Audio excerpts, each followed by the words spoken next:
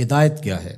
ہیا ارات الطریق، ایک تو ہے راستہ دکھلانا، جس کو راہ نمائی کہتے ہیں، نمودن سے دکھانا۔ کسی نے پوچھا کہ میں نے فلاں جگہ پہ جانا ہے، تو ہم نے کہا یہاں سے سیدھے باہر نکل جانا، دائیں بائیں آگے بائی پاس آئے گا، تو آپ یوں ادھر ہو جانا۔ یہ ہے ارات الطریق، راستہ دکھلا دینا، راستہ بتلا دینا۔ اس میں بھٹکنے کے امکان موجود ہیں، تھوڑی سی غلطی لگ گئی تو آپ اور سمت بھی نکل سکتے ہیں۔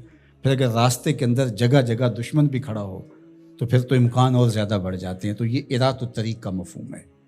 اور ہدایت کا دوسرا مفہوم ایصال الی المطلوب، منزل تک دستے کرم سے پکڑ کے پہنچا دینا۔ تو یہاں دوسرا معنی ہے، اس لیے علماء نے اس کا معنی کیا مجھے سیدھی راہ پہ چلا۔ مطلب کیا کہ سیدھی راہ تو میں دیکھ چکا ہوں، لیکن قدم قدم پہ شیطان اور نفس موجود ہیں جو میری راہ بھٹکا دیں گے۔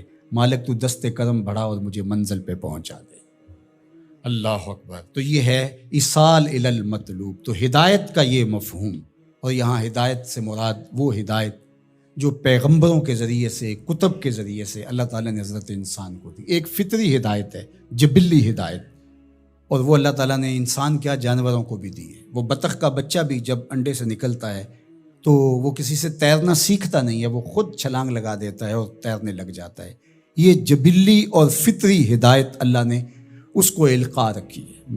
بچہ پیدا ہوتا ہے تو اس کی زبان ہوتی ہے، بولنا نہیں جانتا، وہ آ کے سیکھتا ہے۔ ہاتھ ہوتے ہیں، پکڑنا نہیں جانتا، آ کے سیکھتا ہے۔ قدم ہوتے ہیں، چل نہیں پاتا۔ سنتا ہے، سمجھ نہیں پاتا۔ دیکھتا ہے، پہچان نہیں پاتا۔ یہ ساری چیزیں تدریج سے سیکھتا ہے۔ لیکن بچے نے ماں کی چھاتی سے دودھ کیسے لینا ہے، تو یہ اس کو جبلتاً بتایا جاتا ہے، چونکہ اس کی پہلی ضرورت ہے، باقی چیزیں وہ آ کے سیکھتا ہے۔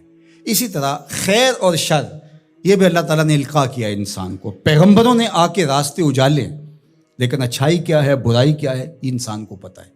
کسی کو تھپڑ مارنا بری بات ہے، یہ کہیں سے اس نے نہ بھی پڑھا ہو، کسی نے استاد نے نہ بھی بتایا ہو، یہ اس کا ضمیر بتاتا ہے کہ یہ غلط ہے۔ تو خیر اور شر یہ اندر تمہارا بتاتا ہے، یہ فطری اور جبلی ہدایت ہے۔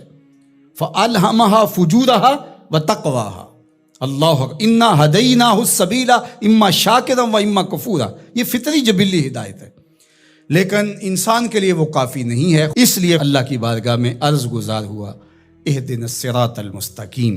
اللہ مجھے جبلی ہدایت تو عطا کر دی، اور تو نے مجھے ایمان کا نور بھی دیا، تبھی تو نماز کے لیے یہاں آ کے کھڑا ہوں نا۔ وضو کیا ہے، مسجد میں آیا ہے، لباس پہنا ہے، ہاتھ باندھے ہیں، قبلہ رخ کیا ہے، اور پھر بھی ہدایت مانگ رہا ہے، تو پھر اس کا مطلب یہ ہے کہ یہ استقامت ہدایت پہ مانگ رہا ہے، اور ایصال الی المطلوب والی ہدایت طلب کر رہا ہے کہ جگہ جگہ شیطان موجود ہے، مجھے بھٹکا دے گا، میرے مالک مجھے منزل مقصود تک پہنچا دے۔ صراط مستقیم، سیدھی راہ، اس کا ایک معنی لکھا کہ الاسلام ہے، کہ صراط مستقیم اسلام ہے، مجھے اسلام کا راستہ عطا کر دے۔ دوسرا معنی اس کا بیان فرمایا کہ انہو کتاب اللہ تعالی، اس سے مراد کتاب الہی ہے، قرآن مجید ہے، چونکہ قرآن سے سیدھا کوئی راستہ ہو نہیں سکتا۔ ان ھذا القرآن یہدی للتی ہی اقوم، یہ وہ راستہ دکھاتا ہے جو بالکل سیدھا ہے۔ قرب قیامت کے فتنوں کا ذکر جب ہوا تو حضرت علی نے حضور سے پوچھا کہ حضور پہ بچنے کی صورت کیا ہے، تو برجستہ کہا اللہ کی کتاب قرآن مجید۔ تیسرا معنی انہ الطریق الہادی الی دین اللہ تعالی، یہ اللہ کے دین کی طرف جو راستہ ہے، وہ راستہ اللہ کے حضور اتنی تمہید کے بعد مانگا گیا تاکہ میں خیر کی راہوں پہ رہوں اور میری مدد نصرت مالک تیرے کرم پہ رہے۔ یہ حضرت عبداللہ ابن عباس رضی اللہ تعالیٰ عنہ کا قول ہے، اور فرماتے ہیں کہ یہ وہ راستہ لا عوج فیہ، جس میں کوئی ٹیڑھا پن نہیں ہے، مستقیم بالکل، اور یہ اعتدال کا راستہ ہے، نہ افراط کا راستہ نہ تفرید کا راستہ، یہ بالکل معتدل راستہ ہے۔ اور پھر چوتھا قول جو حضرت حسن بصری اور ابو العالیہ رضی اللہ تعالی عنہ کا ہے، وہ فرماتے ہیں صراط مستقیم سے مراد ہوا رسول اللہ صلی اللہ علیہ وآلہ وسلم۔ کہا کہ نمازی نماز میں کھڑے ہو کے ہاتھ باندھ کر کے کہتا ہے مالک مجھے محبوب کی دہلیز نصیب کر دے، مجھے محبوب کی چوکھٹ نصیب کر دے، چونکہ اگر یہ در نصیب ہو گیا تو خدا کا گھر نصیب ہو گیا۔ بخدا خدا کا یہی ہے در، نہیں اور کوئی مفر مکر، جو وہاں ہو یہیں آ کے ہو، جو یہاں نہیں وہ وہاں نہیں۔